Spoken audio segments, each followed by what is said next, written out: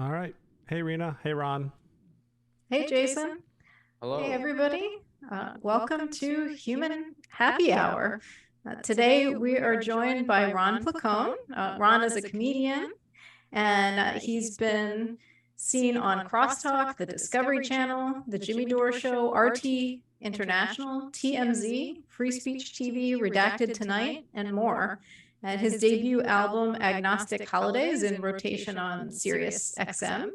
And he writes the comic Lucy and Ron, and he hosts the podcast Get Your News On with Ron. So welcome, Ron, and thanks for being with us. Hello. Thank you for having me. Good to see you all. Oh yeah, definitely. This is a blast. When Alex said you were going to be on, I was like, yay! Because I've watched you forever, mostly on the Jimmy Dore Show. But then I started watching your YouTube channel. Now she said you write for the comic. Do you draw also? Oh, I don't draw it. I write the comics, and then somebody else draws them. This artist out of New York named Chris Latsis. He's a really good artist. So yeah, we got about like 80 some comics, and then we kind of put the project on hiatus for a little bit because we both got busy with other things. But we're trying to bring it back. His duty is a little more labor intensive than mine. Like they're kind of fun and quick to write, but drawing them out is a little more labor intensive. So we're trying to find a way that makes it easier to put them out there. But nice. I forgot my coffee in the kitchen. Go for it, Jason.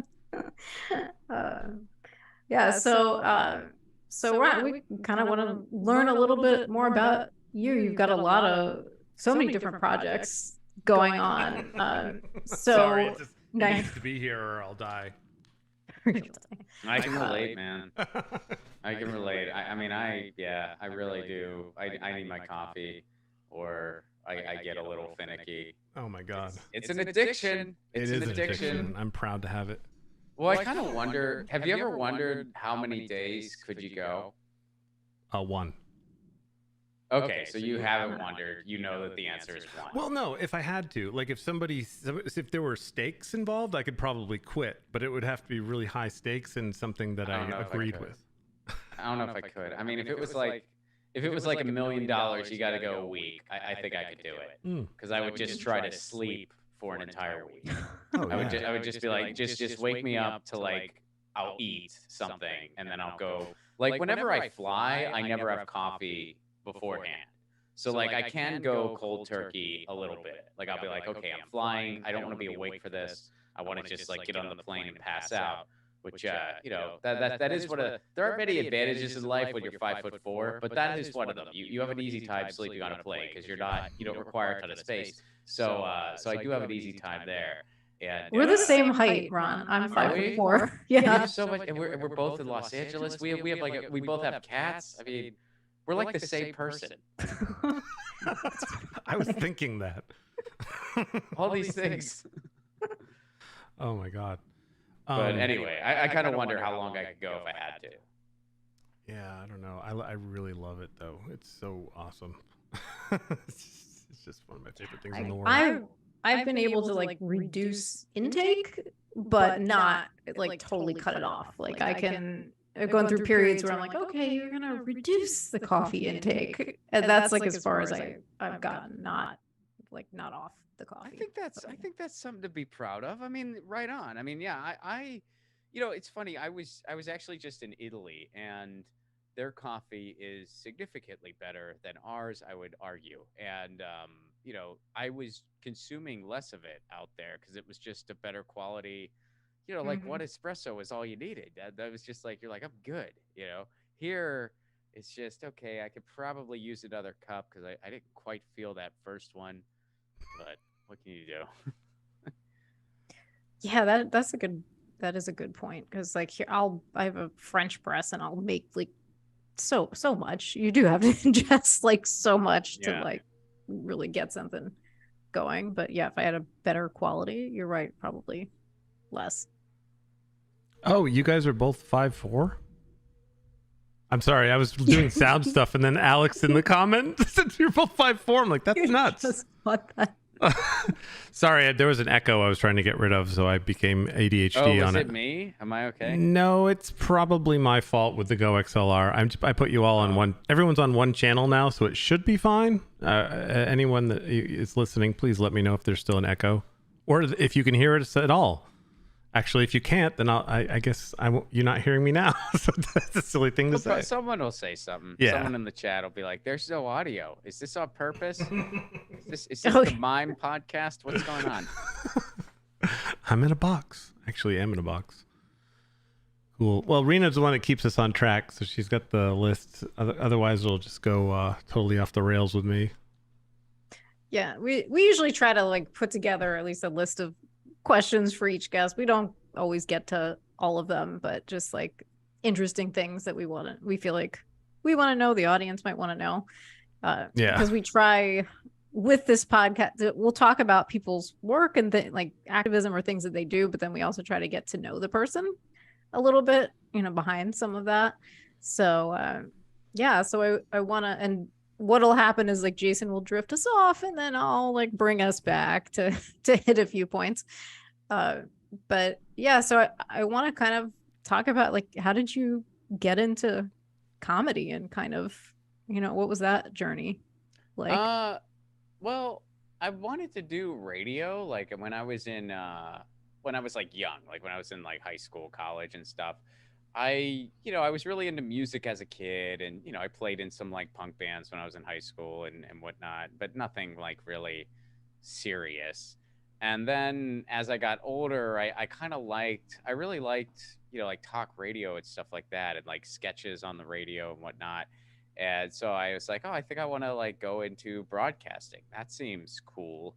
And I was really into politics at that point too, so I was into like non-commercial radio, and I was a big Democracy Now! Guy and blah blah blah. And so I saw like some article online that said like a good way to get into radio is to do stand-up comedy. And I kind of thought like, okay, I mean that's kind of like playing in a band, I guess. I could try that. And so I tried it, and I had no idea. Like I was kind of one of those people. I wasn't like a comedy fan per se. Like, I mean, I knew some of the obvious, like I knew Carlin and I knew like Bill Hicks, but outside of that, I didn't know much about like the stand-up comedy world. I didn't know how it worked. I didn't know, that being a road comic was a thing. Like I didn't know any of that. And so I just went and I tried stand-up, not knowing anything about it, and it was as terrible as you would expect it to be. Like I didn't even realize you had to write jokes ahead of time. Like I didn't know that. So it was like atrociously terrible. But I really got a rush out of being up there, despite how terrible it was. So I decided to try it again. And the second time, I wrote jokes ahead of time, and it went a lot better. I was like, oh. I think I really want to do this. I think I can do this. And then like most people who do comedy, I bombed for a long time, but eventually I moved out to Seattle, where I really got involved with the scene, and I was like doing comedy pretty much like at least 3 to like 5 nights a week, sometimes more. I was really entrenched in it. And, eventually, got booked to do a couple road dates, and then eventually got booked to do a couple more. And then eventually realized, oh, I can be a full-time comedian for a month. And then kind of realized, oh, I can do it for another month. And then realized, okay, I'm going to kind of keep doing this until it runs out and I have to get a job. And, that was 10 years ago and counting. So knock on wood. Nice. I have a question about awesome. your method. You said you wrote jokes and everything worked out better. Do you Not every time, but yeah, compared to the first time, yeah. Right. Now, do you I know Carlin did word for word, because he used to use Burlington as a test place, so he would have a stool with a piece of paper. And he would read. Well, and plus he was just older too at that point. So yeah, he just couldn't. That's true. He needed, like, he didn't do that because he's like, oh, it has to be word for word. He did that because he was just older, so he couldn't really memorize you know, like a full set anymore. Oh, okay. Because he was like, I'm pretty sure at least like that's like I'm pretty sure that was kind of the MO because it's kind of a thing in the comedy world. You're not really supposed to have notes on stage. That's sort of like a frowned upon. But if you're frickin' George Carlin and you are a legend and you are, you know, in your 60s and, you know, God knows your body and mind has been through a lot, you're allowed. So I think that's sort of the deal there. But so do you just start with a subject like, I'm going to talk about the time I went fishing, and then you remember the story, or do you actually have it written out? Well, I mean, everybody's different, and I'm of the thinking that there is no right or wrong way. It depends on the comic. So for me personally, I actually like to record it. I'm like, well, why should I type it out or write it down? That seems like just an unnecessary step. So you know, back in the day when, you know, cell phones weren't quite what they are today, I had one of those little like voice recorders. And I burned through a couple of those, to tell you the truth. And I just would, anytime I had an idea, I would just record it. And I'm still that way. Just now I just kind of use my smartphone, but I just kind of, you know, I'll record an idea. I do use a notebook, but I use it to just keep track of my sets. So I keep track of the stuff I'm working on in each set, and you know, the newer stuff I'm working on, and then the stuff that's like kind of my working hour, so to speak. But I don't like, I'll just write out a set list the same way like a band would, you know what I mean? So that's my process. I mean, other people, they need to like type the whole thing out, and some people, they'll like type it out and then they'll use a highlighter to highlight where the punchline is, and if they see too many words, they'll like change it. I think all those methods are just fine. You know, it's just for me, I kind of like to record it, and then I kind of like try to flesh out the beats in my head. And then when I go and I do it on stage, I'll kind of like notice where the fat is, so to speak. Like, oh, okay, this part's a little wordy. This part, you know, this tag people aren't connecting with as much. I think I should tweak it. I think I need a funny line here to like make it more rhythmic. So I guess I kind of do a combination of record it ahead of time and then finish the writing on stage. All right. That's one of my favorite things about being out here in LA is like you watch people like in that workflow, like trying to figure out their set. And if you see them multiple times out here, like you can see them tweaking it. And I find that so interesting to watch. Where do you catch shows in LA? I'm usually like the Comedy Store or the Improv or the Laugh Pack, because I'm like right in that area. Oh, okay. Right on. So, yeah. I was waiting for Ron to say, I live there too. No, but you know what? I live out in San Pedro. Yeah, you're further. Yeah. Further out. All right. Yeah, I'm in the South Bay for any LA folk. And so is that where you are right now? Yeah. Oh, okay. Yeah, I've been out there. I've been out here for like 2 years. Like I moved here during the shutdown, actually, because like my wife got a job in this area, so you know we moved, and I really love it though. I love the South Bay. I mean, it takes a little bit to drive to a lot of places, like anywhere in LA, but I don't know, I like it. It's like we got good bars, we got good food, we got the beach. It's like, what more can you ask for? Right now, you go ahead.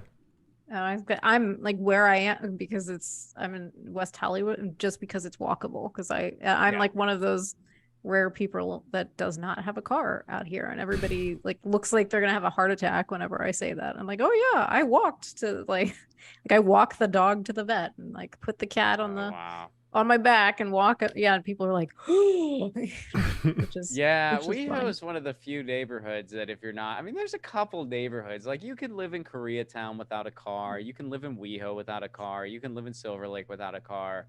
I mean, it definitely has its trials and difficulties, I'd imagine, but it does. Here in Pedro, I think it'd be pretty hard unless you like worked here, and I mean, then maybe it'd be possible, but I don't know. I mean, I am kind of proud. Like my wife and I, we're doing the 1-car household thing, and it's been working out pretty good, actually. It hasn't really caused any problems. So we are down to 1 car, but I don't think we could go down to 0. That'd be kind of impossible in this part of town. But nice. So you do activism, or how much do you do? How like much for like politics and things like that? Because I know that you're obviously very political. Well, I do. I collaborate regularly with an organization called Fight for the Future.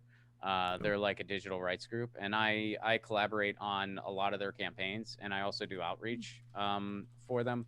So yeah, so I would say, I guess, regularly, because I've collaborated with them on a couple different campaigns, and I'm currently collaborating with them on a few more.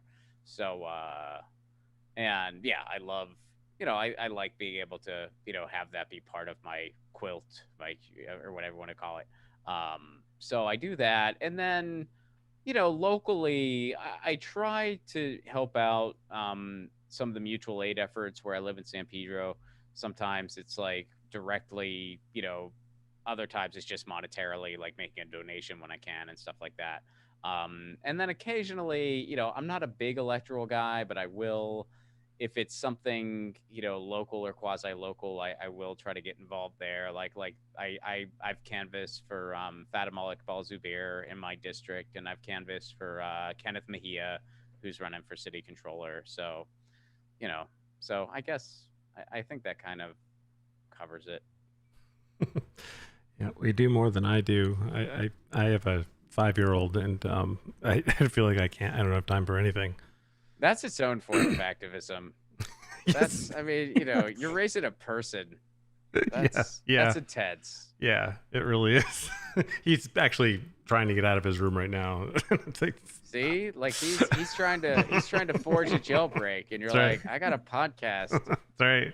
You can't escape right now. Although he could become our one of our mascots, because we have her cat Oliver. That's one mascot. And Luke could be another mascot. Just recurring characters. Yeah, that's right. Yeah, it'll be like the Howard Stern show, except nice and friendly and happy. Yeah, we had Ron when Savage Joy was on here with us. The cat came and wouldn't get out of frame and was like playing with funny. Jason for like 15 minutes. Yeah, because you can play with a cat on the screen. I don't know if you know that, but you can. No, sometimes Lucy would like jump up. I mean, it was sort of somebody, my editor Joe actually made a compilation of all the times Lucy would just sort of jump up on my desk, like during a live stream or whatever. Because I would always interact with her, so. Oh yeah, it was like that. She doesn't do it as much anymore, I guess, because she's just got a little older, and I think she's just kind of used to me doing it, so she just like knows it as part of the day. Dad's talking into that thing again. Right? Yeah, Dad's talking to the small black webcam thing. I don't know what it does. I want him to watch those miniature humans that skate on ice and hold sticks. I know he's gonna lay on the couch for hours, and I'll just chill and purr. Oh right, you like hockey? That's right. Yeah, I think my cat, I'd like to think that my cat like associates the sound of a hockey game with something soothing, because she just knows like her human's just going to be on the couch just chilling for however long. Do you have a way of making me enjoy hockey? Like I live in Vermont. I'm near Canada. A lot of people around here into hockey, but I can't get into it. And I think it's because I can't track the puck, but because I'm like, what are they doing? They're just sweeping and stuff. I don't see anything. Do you have a some kind of pep talk that can make me enjoy hockey in some way? Well, you know what, man? I think that, first of all, and I don't know what your situation is, but I think that hockey is a lot like comedy. Whereas if you don't think you like it, my first question is, have you seen it live? And if the answer is no, my next thing is, see it live before you decide that you don't like it. Because I mean, live hockey, it is such a fun experience. There is just so much energy. It's just such a rush, and it's just such a fun freaking game. And I really love it. I mean, I grew up with it, watching it. I never played, but like, I grew up watching it. So I've just been going to hockey games my whole life.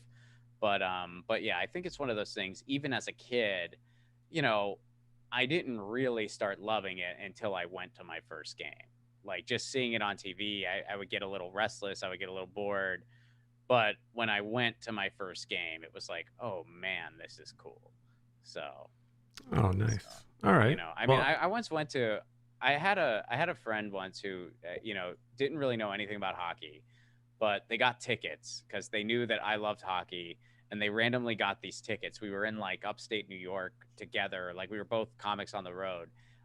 So they got tickets to a game in Toronto. So we went to this game, and this person had like never experienced live hockey before, but they had heard me talk about it enough that they wanted to experience it. And by the end of the game, they were like cheering and yelling, and they were just so, it's infectious, you know, it really is. So, you know, it's the funny, that's the same pep talk I give people that don't like Bon Jovi, and that you have to watch them live to really enjoy them. I don't know if I share that enthusiasm for Bon Jovi, but I'll tell you what. Have you seen them live? If you go to a live hockey game, I will lie and tell you I went to a Bon Jovi concert. That's my offer. Okay. Well, only thing I can do is I can go to the UVM hockey games, so maybe I'll give it a shot. That tracks. I mean, dude, it doesn't matter. I mean, it can be like, you know, I mean, there's a ton of minor league teams. They have a huge following, college teams. So yeah, it doesn't have to be NHL. All right. Is watching like I mean, I know some sports it's not as exciting, but with hockey, is it just as exciting watching the minor league as it would be watching? I think so. I mean, yeah, I think, I mean, I've watched some minor league games that have been a lot of fun. I had a friend who played. And, you know, they had like a really diehard following. The fans had like chants and stuff like that. Yeah, I don't think it matters what level, you know. I mean, in the NHL, I guess you do see, you know, the top players in the world. So they can just do amazing things. I mean, there are times where you'll be watching a hockey game and you will see like just a superhuman play with like a puck, or like somehow they got this puck to go in the net. And you know, it's something to behold, but you know, I think it's just a really fun game. All right, cool. Well, it's funny because I was talking about Richard Dean Anderson earlier when I was making the joke about having you introduce us to Robert De Niro, and I thought, wait a minute, Richard Dean Anderson, he loves hockey. Hockey. This is the theme of this show today: is hockey. Nice. Yeah, there's a lot of like random. Yeah, there's a lot of like random people that really love hockey, because I think it's one of those sports. It's not in the U.S. at least. Obviously, Canada, totally different story. But in the U.S., it's sort of not quite. It's sort of like the it's in third. You know what I mean? Or maybe even fourth. I mean, one could argue it's like football, baseball, and then is it hockey, basketball, or basketball, hockey, or are they just sort of tied up? I don't know. But, you know, hockey's not uttered in the same breath as baseball or football. So I feel like hockey fans, like it's kind of like its own thing. There's a bit of a more like kind of underdog subculture thing around it in the U.S. and not as much in Canada. It's like it's the big man on campus in Canada. Right. Where does curling fit in? Like, that's a great question. After hockey, I have no idea. I have no idea. I actually play the sport hurling, which I don't even know if you're familiar with that. Hurling is this ancient Gaelic sport, and it's incredible. You can look it up. Like it's super fun to play, but it's crazy obscure. Like it's most popular in Ireland, and even in Ireland, it's like not crazy common. They have clubs like all throughout the U.S. Like LA has a club, San Diego has a club. Oh wow! I'm technically part of the LA club, but I admittedly don't get to go to a ton of meetups, but I try to when I can. It's great exercise. It's a lot of fun. But yeah, I do have. There's a couple hurling sticks in my in my hallway because I got one for my wife. I tried to get her into it too. It didn't work. She couldn't get into it as much, but I love it. And it's like, you know, I'll go and I'll kind of, they call it pucking around when you go practice hurling. So I will kind of go to a park with my hurling stick sometimes. And people usually look at me weird because they think it's a weapon or something, but it's not. It looks a little bit like a weapon. Yeah. I mean, it's sort of like field hockey, lacrosse-esque, but it's different because it predates all those sports. So yeah, I like hurling. I feel like you guys are learning a lot about me. Like you're learning about like I like hurling and hockey and cats and. Well, that's what I wanted to do. That's what we like. We're diving into it. Nice. Yeah, I'm also looking up pictures of hurling right now because when you first said hurling, I thought you were going to make a joke about throwing up after drinking or something. Right. Yeah, that's what people think. I mean, it is. Yeah, which makes sense. Too. It's a weird, right. That's a sport in its own right. But yeah, no, it's a weird.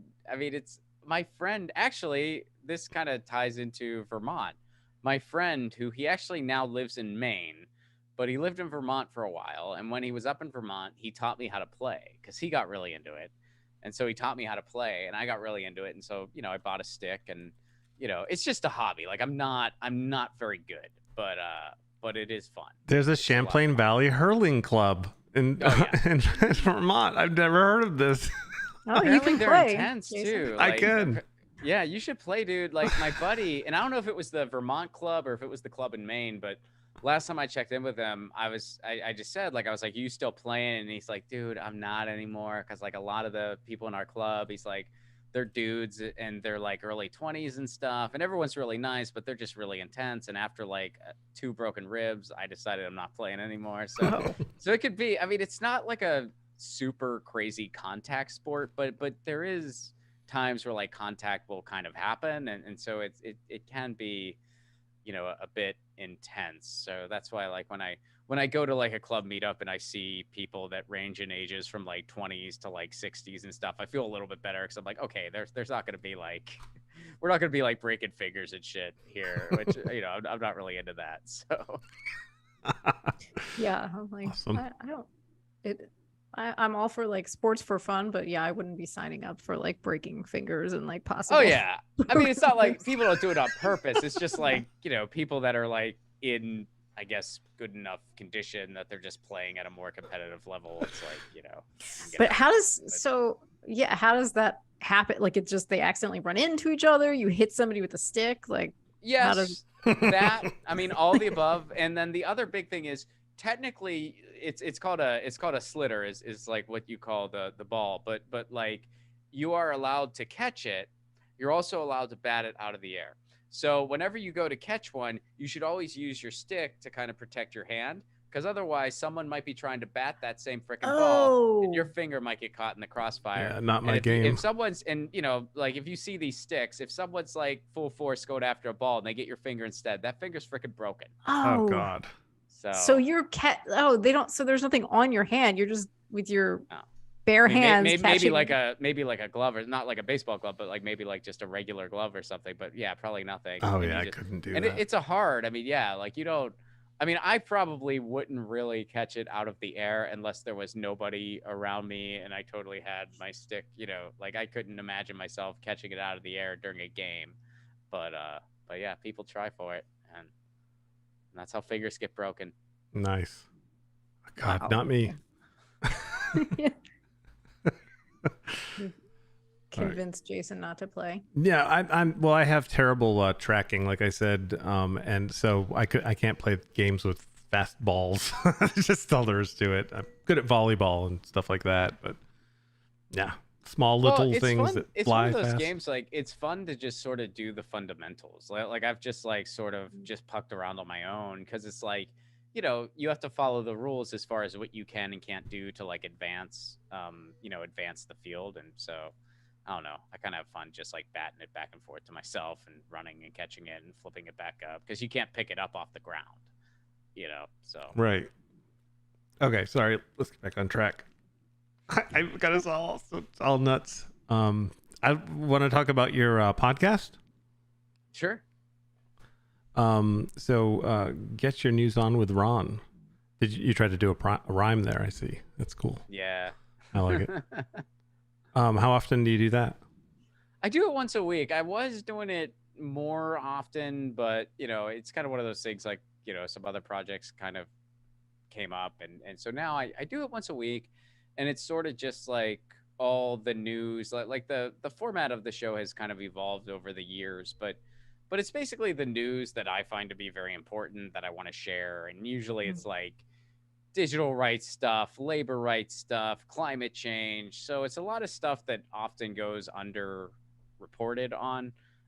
But that's the stuff that I really care about and pay a lot of attention to. So I try to focus on those types of stories. Like it's not, I mean, I'll do some like really pressing breaking stuff too, but that's sort of like, I don't do a lot of that. Like I try to just do more like, hey, you might not have heard about this, but this is really important and connects to everything, and here's how. So that's the show. I like that. So you're not like following whatever's trending on Twitter and trying to hop on. No, I mean, it's only a weekly show, so I couldn't even if I wanted to. But yeah, no, I don't. I think it's so important to highlight the really important stuff like that like is not sensational, but people, where else are they going to find it? Right, like, because, Yeah, I mean, that's the thing. Like, I've always been really into that stuff, like especially digital rights. Like, I'm a big digital rights guy, like net neutrality and stuff like that. And, it's one of those things. It's never like the leading headline anywhere, but it's like crazy important, especially with the way technology is going in our world. And especially when you connect it to like climate change and stuff like that, like how important it is to have a vibrant digital village. So yeah, I kind of like to just have a show where, I talk about those things.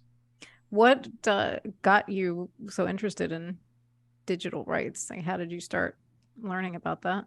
I got really into the media reform movement that was going on in the early 2000s, and net neutrality was kind of an offshoot of that. So I got really into just the idea of net neutrality, and I was one of the big advocates to get it cemented into law, because for years, like literally for a decade, there was a bunch of people who were advocating for the government to cement net neutrality on the books, because for years, net neutrality was a rule that was expected to be followed, but there was no actual law requiring it to be followed. And a bunch of digital rights activists, or whatever you want to call it, we entertained the crazy notion that maybe these big cable companies weren't the best actors in the world, and we should have a law requiring them to follow this instead of assuming they'll always just do so out of the goodness of their heart. And we were proven right when, Verizon went to court saying they shouldn't have to follow net neutrality. Then they won. Then we finally got net neutrality on the books. Then it got repealed. And now we're kind of fighting back. States have passed net neutrality laws on their own. So we're sort of in this kind of period of limbo right now. But that was all like over the course of like 15 years and counting. Does net neutrality, does that, there's like what I'm trying to say is, like, for instance, Comcast is our monopoly out in Vermont. We don't have any other way of getting fast internet.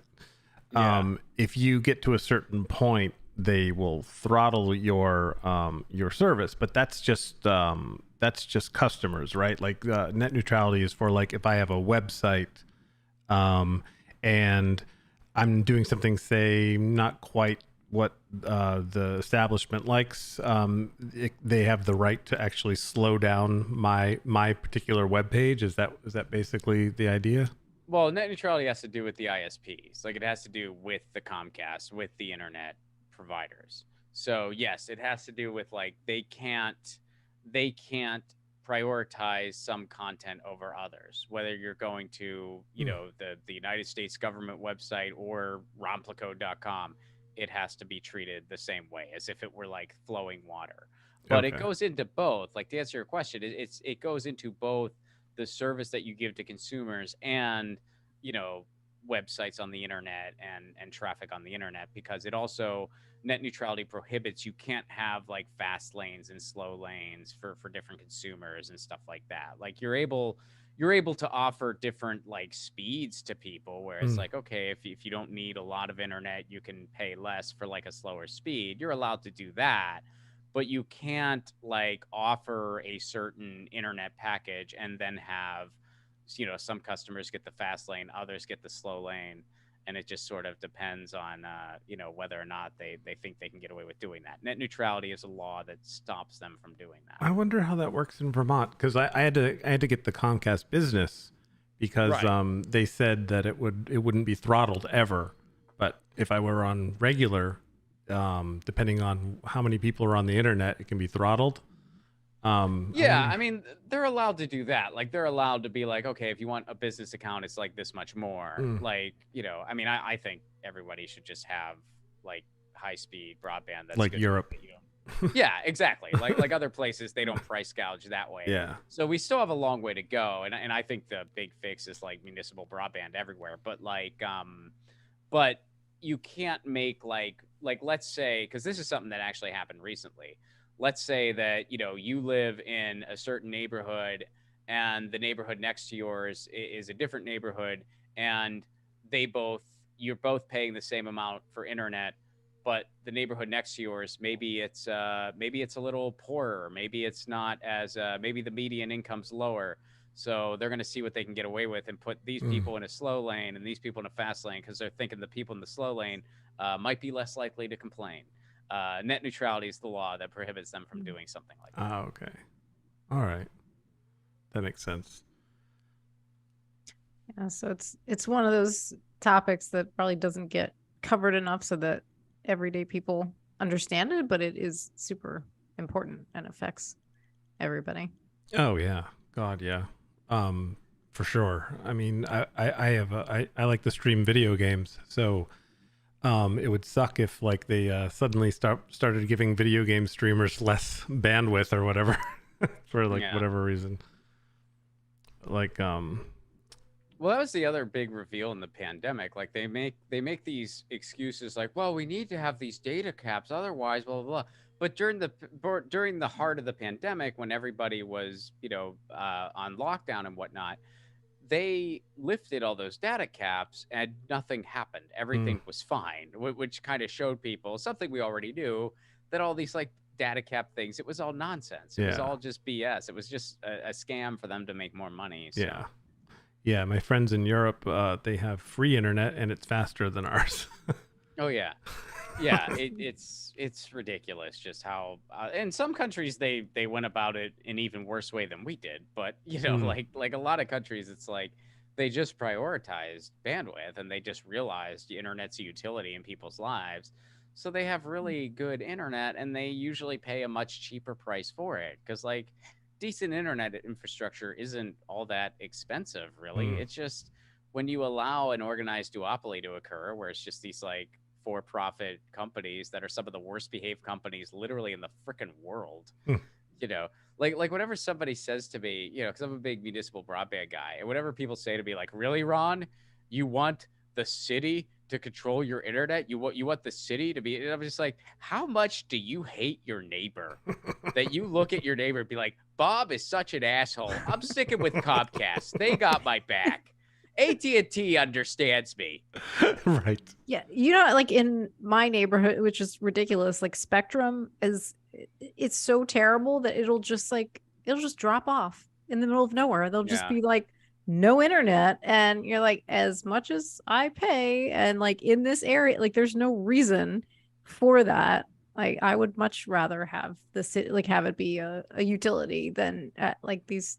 They're terrible, like these companies. And I've been kicked out of like when I was working like corporate jobs and stuff, like kicked out in the middle of a Zoom meeting that I was like talking and presenting in, and my internet just went dead. And and it went dead for like 2 hours. And so then I I'm like complaining with the company, then comes back on, then goes dead for another 2 hours. And I'm like, well, I want a credit because you just killed 4 hours of my workday. And they're like, oh, well, because it wasn't 4 consecutive hours, we can't give you a credit. Oh my God. Yeah. Oh my God. That is so ridiculous. Yeah, they're the worst. Yeah. Like they are just the absolute worst. Yeah. And there's places in the US that have municipal broadband, and it has a 100% success rate of being much better internet at a much better price, and it's run better, and it's just like it is better 100% of the time. And we just don't have it all across the country. Yeah. Wow. Yeah, definitely. Go ahead.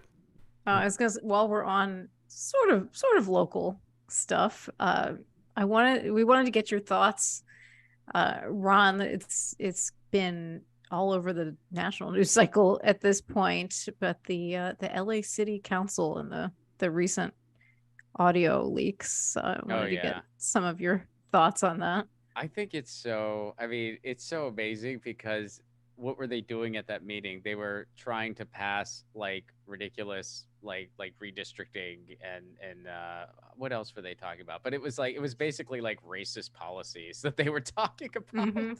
So they were saying racist things at their meeting to enforce racist policies. It's just like, wow. It's like you've really gone. I think that they should all resign. I know that I forget her name off the top of my head, but she has already, Nuri or whatever, she has already resigned, which good. The other person is probably gonna lose, so they're probably just done anyway. I think they're like on their way out the door, and then that leaves Kevin De Leon, who refuses. He's literally holding the city hostage because he refuses to resign, and it's like, dude, the freaking president of the United States is telling you, you're a public servant, by the way. Like, if Joe Biden ever came up to me and was like, I think you should quit comedy, I'd be like, good, Joe. I'm glad you feel that way. That means I'm doing something right. But if you're in the same fucking field as, am I allowed to curse here? Sure. Yeah. Okay. But if you're in the same field as him and he's like, hey, you should quit, man, wow. You should really step down, I think. All of his colleagues want him to resign. Everyone in the city's calling for him to resign. He still won't do it. And I don't know if you watched that interview with him. I did. Yeah. Oh my God. It was the most, and I tweeted this. I have, in the past 6 years of my life, I have met more people in the political arena than I ever wanted to in a lifetime, to tell you the truth. I mean, it just kind of came with the territory, whatever. I can tell you, it is a majority negative experience. You meet a lot of these people and you never want to vote ever again, because you're like, our system is rotten to the core, and it attracts the worst of the worst type of person. And I do believe that is true 99% of the time. At the federal level, local's a different story, but at the federal level, that's definitely the case. And I would say at the state level, a lot of the time. But that being said, that was the most insincere freaking thing I've ever watched. And coming from me, that's saying a lot. Yeah. I've never seen anything. I was like, that is the biggest load of bullshit. And, and of course that reporter, to their credit, pushed back a little bit. I don't know how they had the patience not to just be like, this is a load of bullshit. How is anyone buying this right now? You're a freaking liar. Please just resign. Stop holding this city hostage. And I think the only reason he's not resigning is because he wants to make more, backroom deals. He's getting a ton of money, and he doesn't want to turn down that cash cow. I think that's the only reason. I mean, he's a very disgraceful politician. I know some people were fooled by him in 2018. I personally was like, this guy's a phony. And, of course, it ends up he was.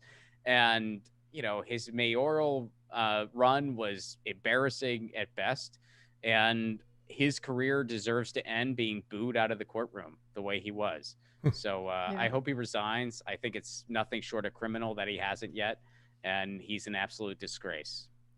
Yeah, I was pretty shocked when I saw. I was like, "Really? You're gonna keep going with this?" Like, and he, I think one of the things he said was like, "Well, the people of my district deserve representation." And you're like, "You're not doing it, dude." Like, you ran for mayor. You were already planning on not speaking for them. You wanted to become mayor. You were already planning on not being there for your district, so you can't even try to do that. That's a bunch of nonsense. Yeah, no, he wants to continue to make his deals. That's what he wants. And he is one of the, the sad thing is there are even worse people in our city council than him. But hopefully in November things start to switch up a little bit. What are your thoughts there on are the some midterms? reasons to be optimistic. The midterms, geez. I'm not very excited about a lot. There's a few people in California that I would like to see them win. None of them are in my district. Speaking federal. There's someone in my state assembly district who I'm really excited about, and I really want to see her win. But federally, there's not a ton I'm excited about. I live in California. Usually on the federal level, there's a blank suit corporate Democrat or a blank suit corporate Democrat. I leave it blank because it's like, well, I'll let my state decide which one of these two blank suits they want to represent us. I don't care. They're all going to vote the same at the end of the day. Like, why should I pick? There's not an option here. I'm not really given an option. Yeah. So instead of, voting for one of these terrible choices, I'll just leave it blank. But locally, there's some stuff I'm excited about. I'm excited about the idea of Kenneth Mejia potentially becoming controller. I'm excited about Fatima Iqbal Zubair in my state assembly district. I think she would be a great state assembly member. As far as like my city council district goes, I supported the big lefty in the race, Brian Odega. Unfortunately, he didn't make it to the runoff. And we've had some kind of issues in that race. So I don't know what I'm going to do, to tell you the truth. But, and then, nationally, I would love to see Matthew Ho out in North Carolina pull off a miracle and enter the Senate as a Green. I'm really rooting for him. It's tough for me to say how good of a chance he does or doesn't have because I don't live in North Carolina, but I know that, third party anything, you're really fighting up a hill. And it's tough to predict what's going to happen. I mean, I have a feeling it's like I could see Republicans taking the House, Democrats keeping the Senate. But I don't even know. I don't know if that'll happen or not. I mean, I think it could be like Republicans take both. It's been a kind of sleepy midterm season, I think, because people are just so, they're just so focused on just trying to survive, and it's just been such a frustrating time that I think people are finally getting a little fed up with the hey, just vote. Well, we did, and nothing's been fixed. So, right. Yeah, it's always the same argument. Like you have to vote harder. And you're like, yeah, but we've been there before. It's it is. That's what they do. Yeah, it is what they do. And look, I vote. Like I do vote. I do encourage people to vote. If people aren't going to, I understand. Like it's like I get it. I'm not gonna like die on this hill and like yell at you to vote. But I think you should. I encourage it. But it's definitely like one small tool in the toolkit of change that is often overemphasized. Like, I mean, I think that strikes and protests and especially strikes, I mean, that's really the only way to get real change in this country. I think it's like, we have to just say, okay, our labor makes your little empire possible. So we're freaking done. But that's not easy to do because like healthcare is tied to jobs and people are just getting by and blah, blah, blah. So.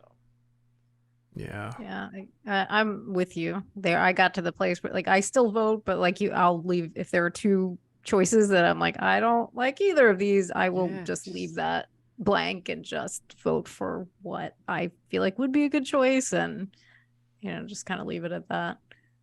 Yeah, especially in California. I do that a lot in California because it's just like, all right. I mean, we have the jungle primaries, so it's like, you kind of usually there's someone you want to see advance, and then if they don't, you're just like, whatever. So like a lot of times I'll just leave it blank, or I'll like just whoever the peace and freedom or green is, I'll just vote for them.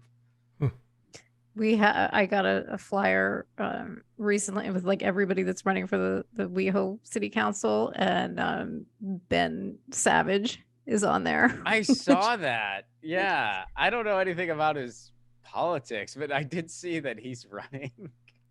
Yeah, it does say that he has a degree in political science, so I'm like, I might just look him up and see what. Yeah, I don't know what his politics are either, but I will. And then it says get in touch. I'm like, maybe I will. Maybe we'll see. What's up, Ben Savage? What are your plans for WeHo? Yeah, I mean, there's always like quirky things that happen in LA politics. I mean, but I'm not.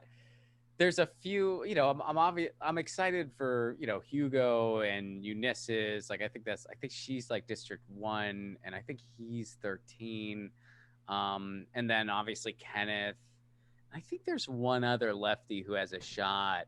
But none of them are in my district. So it's just like, well, I'm rooting for them, but I can't vote for them. And, like Kenneth, I can vote for because it's a different position. As far as mayor goes, yeah. I mean, I'm going to vote for Karen Bass only because I think that what Rick Caruso would do to this city, I don't know. I don't know if LA would make it. I'm not even kidding. Like I don't know if LA as we know it would still exist if that guy gets to be mayor. I mean, because you look at what Eric Garcetti is doing and the way he's making this city a developer's playground, and we're really suffering because of it. Rick Caruso would turn that up to 11. Karen Bass wouldn't. Karen Bass will be a lousy mayor who's going to do a lot of things that pisses a lot of people off. And she's not going to do anything about the policing situation, at least not to the degree we need it to be done. But we can survive another lousy mayor. I don't know if we can survive Rick Caruso.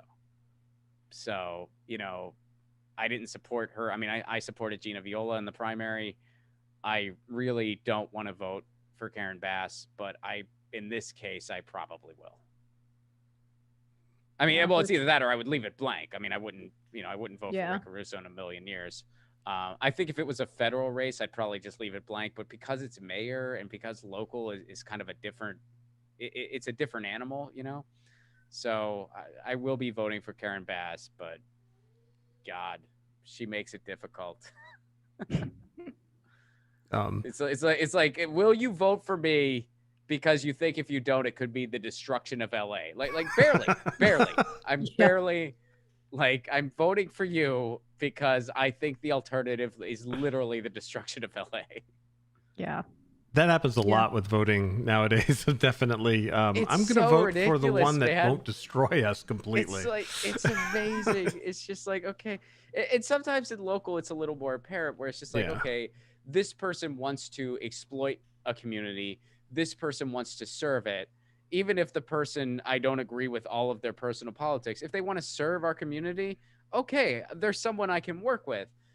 Mm-hmm. But I mean, Karen Bass is just so establishment rot, you know what I mean? But it's like not compared to him, you know. It's like not compared to that guy. That guy is a billionaire. I mean, yeah. So it really sucks. But I will be voting for Karen Bass. I could not in good confidence endorse such a thing, but I will be voting for her. We don't have a lot of time left, and I definitely have 2 questions. Yeah, fire away. Well, one, and we can talk about this off the air if you don't want to talk about it on the air. But why are you not on the Jimmy Dore Show anymore? Because I quit. You just quit? Yeah, I quit for a number of reasons, man. I mean, it was, you know, the show was definitely going in a different direction than I was going. You know, and Jimmy and I have our disagreements, you know, politically. But that's not the main reason I quit. I mean, the main reason I quit, the show was going in a different direction. And I just wasn't really into the direction it was going. And we talked about it. And I just decided, okay, I think it's time for me to move on. So I quit. And I quit too, just so you know, because I used to listen to you guys all the time. And it just started to get like, what? Remember when he used to talk about the police and he used to talk about, I don't know, Republicans and what they were doing wrong occasionally, you know, and it just seemed to all switch to, I don't know. It was just so bizarre. And I had this like weird moment where I was like, I like Jimmy though. And I just kept saying that. And then every time I'd watch a show, I'd be like, what is he doing? I don't understand. It was like this crazy switch, like his brain just switched. And I just didn't understand it at all. Well, I mean, look, man, I don't want to like, you know, badmouth the show or whatever. I'm just trying to figure it out. No, I mean, well, and honestly, I don't really, since I've been gone, I don't have any of those answers because I don't watch the show. Like I don't watch it as a consumer, not out of any ill will or anything. I just don't, you know, it's just like, I mean, it's like people ask me all kinds of stuff and it's just like, well, have you ever quit a job before? When are you going to go back to that job that you quit? Do you follow what the job you quit is up to all the time? Like, no, well, neither do I. Like, it's like, you know, and I separate the personal from the professional and from the political. So on a personal level, I still, you know, I'm still friends with Jimmy, or at least as far as I know, like we're cool, you know, like I haven't talked to him in a while, but yeah, I just, you know, I've moved on, and as far as I know, that show has too. And, you know, I've gotten a lot of weird feedback from all sides. People who, you know, tell me that they miss me, which is very nice. Like very nice things like, oh, we miss you and blah, blah, blah. We miss your jokes. We miss your contributions. And that's so nice. And I appreciate it every single time. And thank you. I've gotten some other very weird culty statements from people. I mean, someone told me that I've been called a traitor. What? Someone told me I broke their heart. Oh, that's sweet. I broke their heart because I quit a job. No, it was not delivered nicely. Right. It was not I mean, there was more to the diatribe than that. But I mean, people have told me that that I'm a bad friend because I guess in a friendship, if you're friends with somebody, you have to work with them forever for the rest of your life. Yeah. And you're never allowed to disagree with them. Otherwise, you're a bad. Apparently that's a thing. I don't know.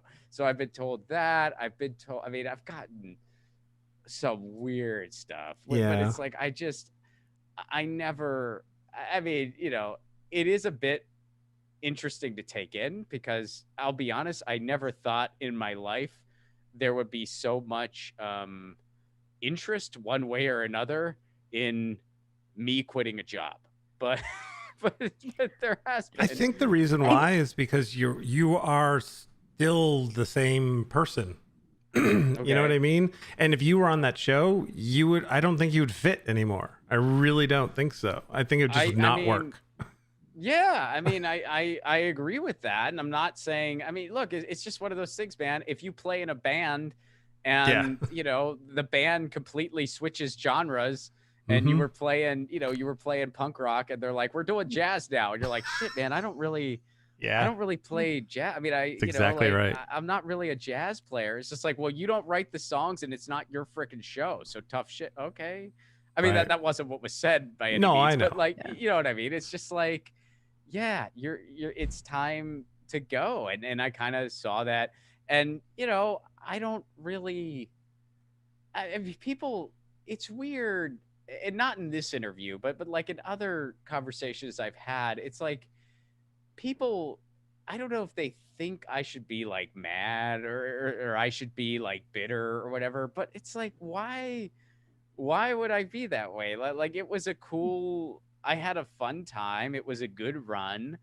I have a lot of fond memories from that show. I have some not so fond ones, like any other job in the history of ever. And it's just like, I've moved on, like, do you feel like, and I don't know if this has always been the case or if it happened more with like this big fracturing of the left, but do you feel like people have just dug their heels in terms of getting attached to like personalities in this sphere? I think so. I think there's a bit of like, especially in the online left, there's a bit of like an almost like evangelical type attachment to different personalities. And I don't know why that is. I mean, I guess it's because like people can really become emotionally invested in that sort of thing. And I think part of the problem is the left has just been losing consistently for 100 years. So like literally about 100 years. Yeah. So I think there's sort of this desperate grab for some kind of solution or at least some kind of relief and solace. But for me, it's like, keep in mind that there's a huge portion of the left that like doesn't follow any of this stuff. Like they don't follow any of these podcasts. They don't follow any YouTube shows. They kind of just roll their eyes at all of it because they just are more focused on what they're doing, And so I don't, I just don't put that much stock into it. Like I really don't put that much, If you enjoy a podcast, that's great. If you don't watch it. That is my philosophy on things. Like it is, and I'm like, it's just turn it off. It's not for you. Like the same thing with comedians, right? Like some people get so offended if a comedian says something. I'm like, well, that is maybe not the art for you, and so maybe just don't watch it. But yeah, same thing with the different takes and different styles, and like I'll watch it and I might, and some people it's like you agree with some things, not with others. I like some takes, don't like everything, but everything has gotten. Oh, sorry, intense. I didn't mean to interrupt you there, but what I was gonna say when you brought that up, it's like it's interesting to me, and this goes beyond any like one personality or whatever, but sort of like a thing that I notice a little bit, like especially like on Twitter, is it seems like people look for a reason to disassociate with someone instead of the opposite. Like they'll bring up all, like I've even seen it, you know, because I collaborate some with Status Quo now, if you know Status Quo. Yeah, I follow them also. You know, like, and so I'm their Thursday show now. I co-host it with a journalist named Tina Desiree Berg, and I like working with them because they do a lot of in the field journalism. So we get to do, you know, we get to curate the show based on, not solely based on, but like we get to incorporate a lot of firsthand material, which I really like. I think that's really awesome. Like, I think that's special, especially because like they go to places like Flint, they go to places, and then it's like, but I'll get some feedback where people are like, well, they do great reporting, but, and then they'll like insert some like take Jordan has, and I'm just like, well, why is that second part more important to you? Because the more important part to me is they do great on the field reporting. Yeah. The fact that like some of the people on that network have some different strategic ideas than I do, I think that's a good thing, actually. I think it'd be really boring if we were all echoing the same freaking ideas, you know? I think it's a good thing that if you're going to talk about electoralism, you have somebody who is maybe more for trying to take over the Democratic Party, and then someone who's more for a third party, which is me. I'm more of a third party guy.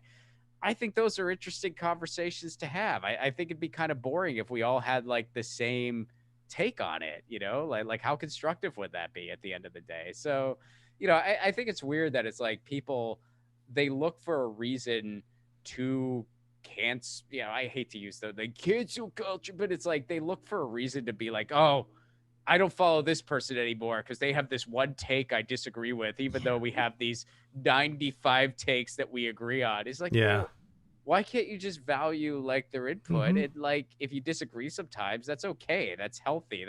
I mean, like, I know like everybody was, you know, everyone freaks out when they disagree with something Noam Chomsky says. And it's like, the dude's been a public intellectual for 60 plus years.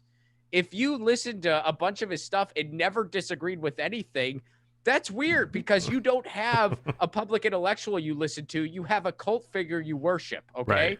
You're supposed to not agree with every frickin' thing. Yeah. I've disagreed with stuff Noam Chomsky has said before. Doesn't mean I'm right and he's wrong or vice versa. It just means we're both frickin' humans trying to figure out the world. He's a hell of a lot smarter than me, so I still appreciate what the guy has to say. Yeah, exactly. It's so true. I don't have any friends that I completely agree with, but we're friends. Yeah, no shit, right? Like that's just the most. It's it's kind of. I mean, whatever. It is what it is, and I think deep down, like, I'd like to think most people aren't that way, but I feel like it's like you always just hear the loud, the loud folks. Yeah, Americans like to tribe up. Also, like you got a team, like there's sports and politics, and I mean, it's just they really like to do that, and so if somebody gets banished from a tribe, then everybody has to attack.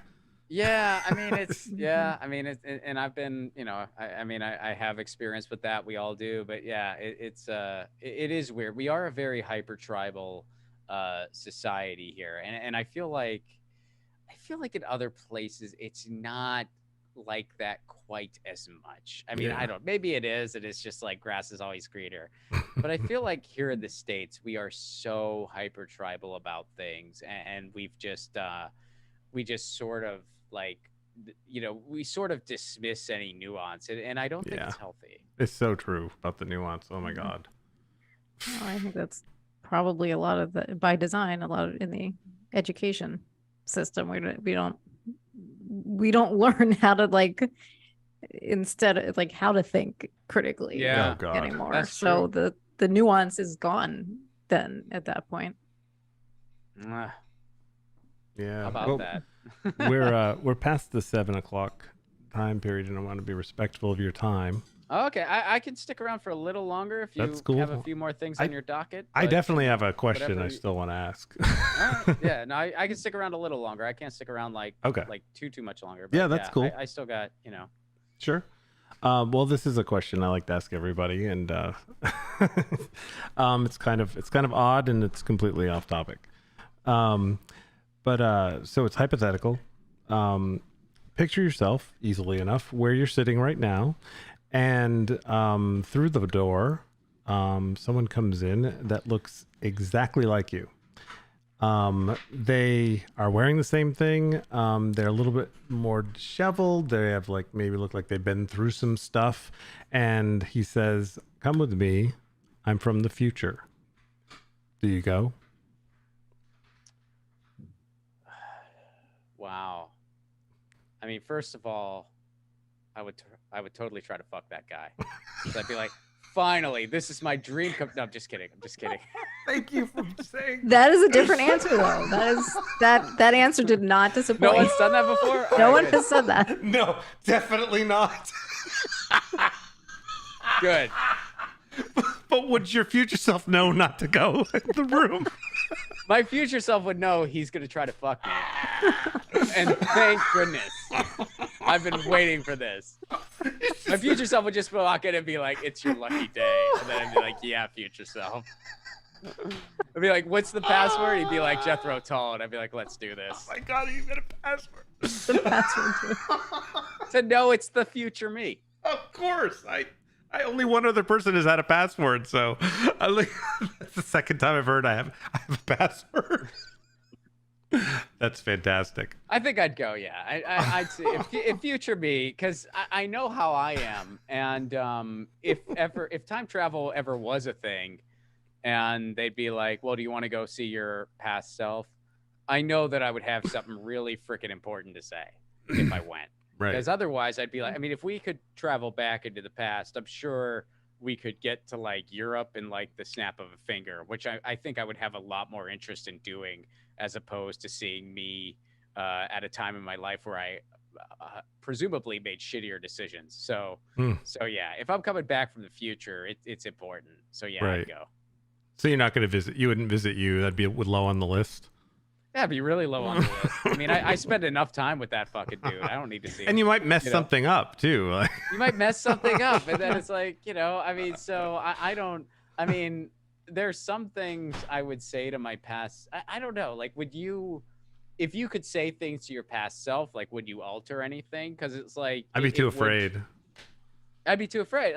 Because it's it totally throws off the ride, and it's there's some things where I kind of think coulda, woulda, shoulda, and I wonder what would have happened had I made that decision. But I mean, there's all these other things that presumably wouldn't have happened at all, and so you're like, well, I don't know. I mean, Yeah, well, the future self has nothing to worry. Well, no, the future self has something to worry about. They could possibly screw everything up and not exist anymore. But the past self has got nothing to worry about because their timeline is still going forward. So it's this weird sort of thing. The future self is like, well, I could screw myself up and then mess me up. But your past self, they're just, sure, whatever you want to do, man. Yeah, I mean, the ride's still going to happen some ways. So, yeah, I mean, the past self has no pressure to follow. Right. So, yeah. All the pressure's on the future. I mean, really, they should just, I mean, maybe they should just keep it safe and fuck each other. That might be the best course of action. Yeah, that would be the only way not to screw up the timeline, I guess. Yeah, right? just sort of. That should be. I wouldn't. I mean, honestly, neither one of us would want to cuddle after either. It'd just be all right, we know. I'll see you around clearly. So peace. That should be one of the rules in Star Trek when they have that group of the people that are in charge of making sure that the timelines, the only thing that you're allowed to do if you go in the past is fuck yourself. You can fuck yourself, literally. You can finally get to fuck yourself. It's the safest bet. And then you have to leave immediately after. Right. That's right. No talking. No pillow talk. Just go. That would be a really funny episode of Star Trek, actually. That'd be like the Star Trek, Bo just Jim, you gotta go fuck yourself. Literally. I'm a doctor, damn it. I've always wanted to. Oh, that'd be fantastic. Oh, okay. Those were my two questions. You can have your last question if you like, Rita. Thank you for I like that we usually end it on that. But Ron, we'll have all of this stuff in the links, but just tell people where they can follow you if there are any new projects that you want. people to check out? Yeah, I will plug a few things if you don't mind. So you can follow me on Twitter at Ron Placone, and I'm on TikTok and Instagram too. It's Ron Placone on everything. Twitter is where I'm most active, and then YouTube, of course, Ron Placone. My podcast, Get Your News On with Ron, on YouTube or wherever you get your podcast. If you want the audio podcast, it's just Get Your News On with Ron. I have a short film that is going to debut on January 28th in Tucson, Arizona. I'm doing a stand-up show in Tucson, and then my short film Loner is going to play after the stand-up show. So you can get tickets for that now at my website, ronplacone.com. And if you use the promo code Lucy, there is an early bird special where you get discounted tickets. So if you're thinking about coming to that show, get tickets now because they're cheaper now. That early bird special won't last forever. So makes a wonderful holiday gift, folks. And then February 17th and 18th, I'll be in San Diego. And I should be announcing more tour dates soon. I'll be doing some stuff in the Midwest, and then I'm hopefully going to be doing some stuff in the UK next year. And yeah, I got a short film that should be coming out shortly. And I'm also working on a movie. Should have more on that within the coming months. And I recently did a historical interpretation of Lucian the Satirist that I'm hopefully going to be bringing to Renaissance fairs across the country and hopefully across the world. So yeah, I got some fun new stuff in the works, and you can follow me online. And of course, ronplacone.com is my website for all tour dates and happenings. Nice. That short film, did you write it? I wrote it and I acted in it, and I co-directed. The cinematographer also helped me direct it and produce it. And yeah, it's technically a mini pilot. Like, we want to sell it as a series. Oh, nice. But I just say short film because that's so much easier than be like, come see my pilot. So like, it stands on its own, and it's only 12 minutes long. So it's finished, and I just haven't released it publicly. My patrons can watch it now. So if you're patreon.com/ronplacone, if you're a patron, you can watch it now. But I'm doing this show at an independent movie theater in Tucson. So I was like, well, we should screen the film. So we're going to do that. Oh, nice. And then the movie is its own thing, but that's going to be a much more extensive filmmaking endeavor. And that's kind of my next thing that I'm working on. So feature length? Yeah, I mean, it might clock in like the 60 to 70 minute range, so it's not like a super long. Yeah, I mean, it just makes it because like, it's an explainer film that I wrote myself with the intention of making it. So we're just kind of going to be the little engine that could, and we're just going to kind of pump out this movie. We're going to keep working until we run out of money, then we'll try to raise some more. And just keep going. It's a total indie film. But I know the feeling. I'm a filmmaker too. I know exactly what you're talking about. Oh, really? Yeah. Well, come to LA. I could use your help. Oh my God. I just need one more reason to go to LA, just one more, and I'll go. You've been asked a lot. Jason, we could do the show together. I know, that's true. We could get a studio and everything. home. Yeah, I know, but aren't you? Yeah, I don't know, California and Vermont, that's quite a change. Honestly, cost-wise, they're neck and neck. Yeah, they are. Vermont's not cheap. No, it's really not. I guess, like, if I ever left California domestically, I mean, there's plenty of places international I'd consider, but domestically, I think the only place I'd really want to go at this point would be Massachusetts. That's where my wife's family's at. And I like the New England area. It's a lovely area. But it's like, we talk about that sometimes, and we're just like, it's so freaking expensive, though. It wouldn't be that much different.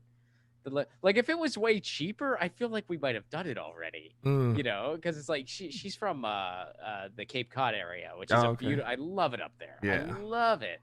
So I could totally, if it was cheaper, I'd totally consider living up there. But it's like almost as much as here. So I'm like, I might as well be in LA then. If it's going to be that much money. Yeah, the area is awesome. I lived in Braintree for a year, just up the coast a little bit. Oh, cool. Yeah. Yeah, I love it. It's crazy. I didn't know a lot about it until until I met her, and she like took me up there. Because I used to think it was just like Cape Cod, Provincetown, and that's it. But it turns out there's, right. Well, he's Maine, isn't he Maine? Yeah. Yeah, but he really gets the New England feel. Oh yeah, he's a New England dude. But like, I didn't realize that the Cape had so many different freaking towns and different places, and it's like they have 1 million towns, all named after somewhere in England, and there's like one stoplight between all of them. But it's like there's like a million. Like I'll forget. I'll be like, "Are we still in Orleans?" And she's like, "Nope, we're back in Wellfleet." I'm like, "Okay, I feel like we just all right, cool." But I love it up there. It's a beautiful place. Oh yeah, definitely, especially right now this time of year. Holy crap! Oh yeah, dude. The changing leaves. Oh, it's beautiful.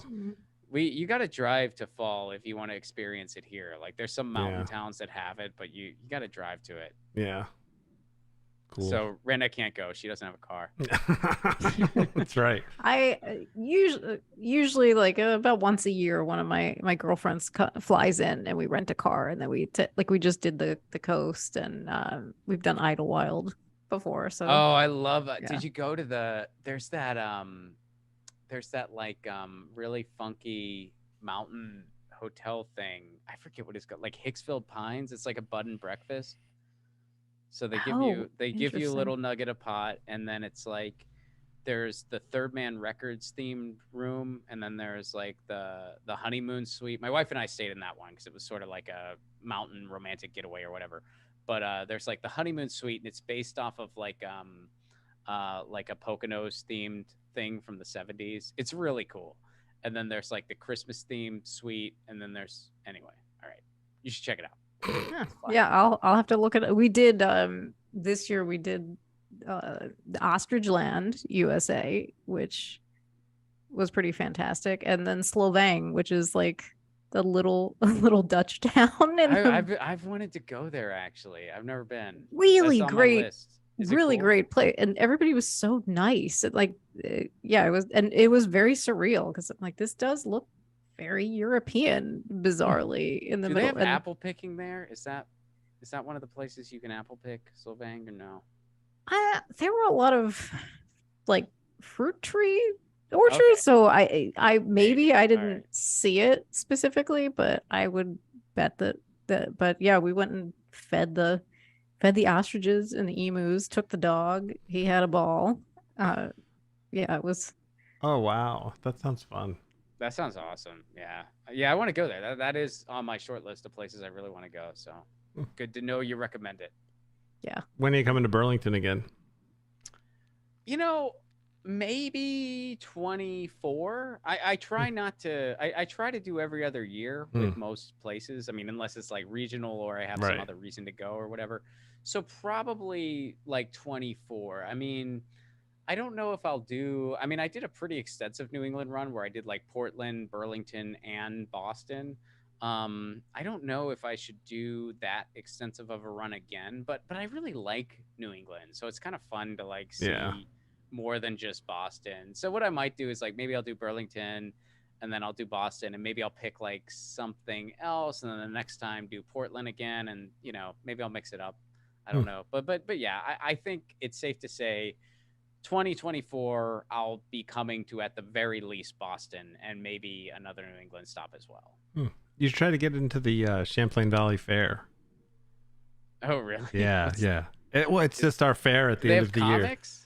Year. They have comics, yep, and and they have pretty big bands actually. Nice. Metallica played once and stuff, but I could open for Metallica. I could just be the opener for them. I could just, yeah. Actually, they should open for you because it would be so awesome to have that end and then like end. That would be the best. It would be hilarious because you would see like thousands of people just leave. No. And then you'd see, oh, of course you would. Are you kidding? Like, oh, and then you'd see like a handful of people stay and like, no, we want to see Ron Placone now. And then there'd be like the other handful of people who were like, well, I can't help it. We're a little curious. Why is this guy after Metallica? And they would stick around. And hopefully they'd have a good time. The really cool thing about the Champlain Valley Fair, my band played there one year, and it's in Essex, where I live, but they purchased Metallica's old their used sound system. So if you're at the Champlain Valley Fair, everyone in this town can hear you. Wow. I'm surprised. Did Lars try to get royalties for that? I wouldn't doubt it at all. I bet they tried to get some kickback from that. Oh my God, it's so funny. So you just be there on stage, and then everybody could hear you in every single house in Essex. Nice. What kind of band are you in? Well, it's a cover band. We do 80s, nice. 80s like hair band stuff. Oddly enough. That is fun. Oh, Yeah. you know what? Before we hop on, actually, Ron, I have to know, what was the name of your punk band? Oh. Oh man, I mean, this is like going back to childhood, but I played in a little punk band called Open Till 2.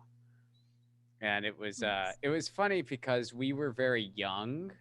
Like we were like, and we got some shows. I mean, we played some like, VFW type things and like some little like all ages clubs and stuff.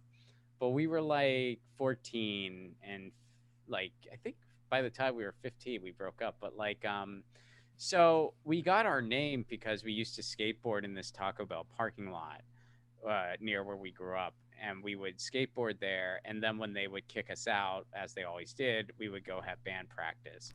And the Taco Bell was open till 2. So there was a big sign there that said open till 2. And people kind of got a kick out of it. And they remembered us because, they're called open till 2, which is usually last call at a bar. And none of them are old enough to go to a freaking bar. So it ended up working in our favor having that name. And I mean, we were just a goofy little punk band, and it probably kept me out of a lot of trouble, to tell you the truth, but that's an interesting take. I like the name. Oh, thanks. No, it was fun. I mean, I one of the guys went on to play in a couple regionally successful bands and stuff, and I never really, I mean, I tried to get some bands together in college, and it's just never worked out. And then I kind of did like a one-man, like singer-songwriter type thing. And that actually kind of did lead me into comedy, because like a lot of my songs were like kind of satirical. So I would like measure the success of a show based on how many laughs I got. So it sort of kind of transitioned that way into like stand-up. So I like that. So the reason I ask about it, like when I was like 15, 16, I didn't play in a band, but we were like super into the punk scene. And so what I used to do was in LA, or where was it? No, which is funny. This is in Baltimore County. And like, so there was no scene really there. A little bit of a scene. We thought there was, but so what I did was I was like, we'd always have to drive like further out to go to these shows. So I'd be like, I'm going to bring the scene to Reisterstown, which is like the little town that we grew up in. And That's so awesome. I started like having like punk rock shows in my father's backyard. But he wouldn't. So I might have emailed you at one point to book my band. So like, I would have booked your band. Yeah. Oh, you grew up in Pittsburgh? Yeah. So we were nearby.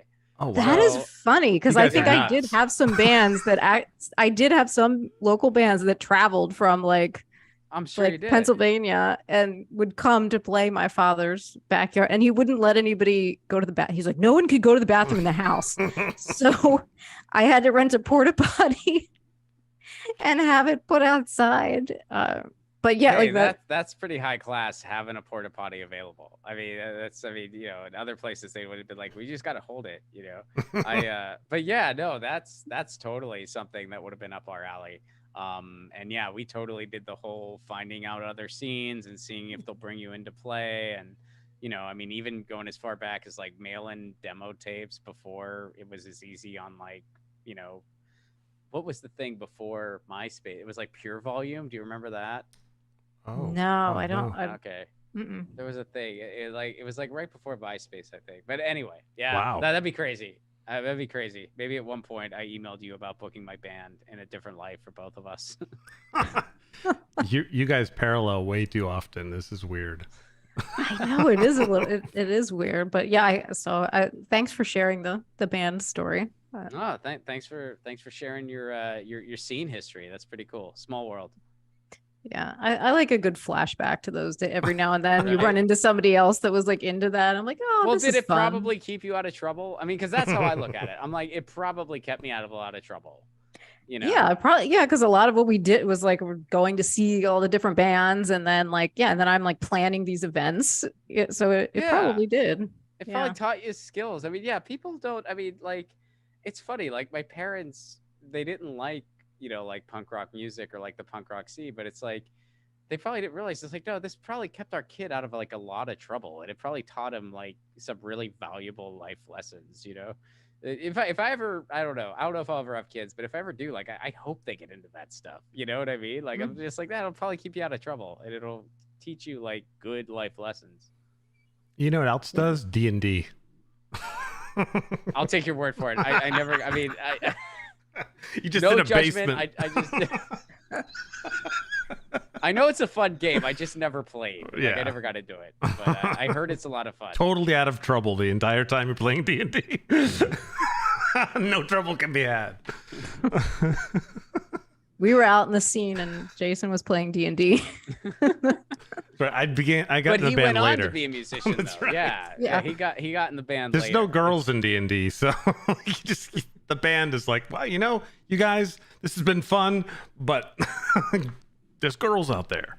Well, yeah. I mean, look, I'm not gonna sit here and say that wasn't part of it. When you're a freaking teenager, you know, when you're a teenager and you're like, you know, not average height, and you have like bright red hair, and you're not all that athletic. Guess what, man? You could either learn that 6th Street over there, or you could be lonely until college. Those are your choices. Yeah. And I chose the guitar. Nice. Well, okay. I'm just feeling bad about keeping you now, so. This was a lot of fun. I'll go Thanks on forever. for having me. Yeah, thanks a lot. And also anybody go to thehumanhappyhourpodcast.com, and you can get to all the different links. And please like and subscribe. Yes. And and we're on Spotify too.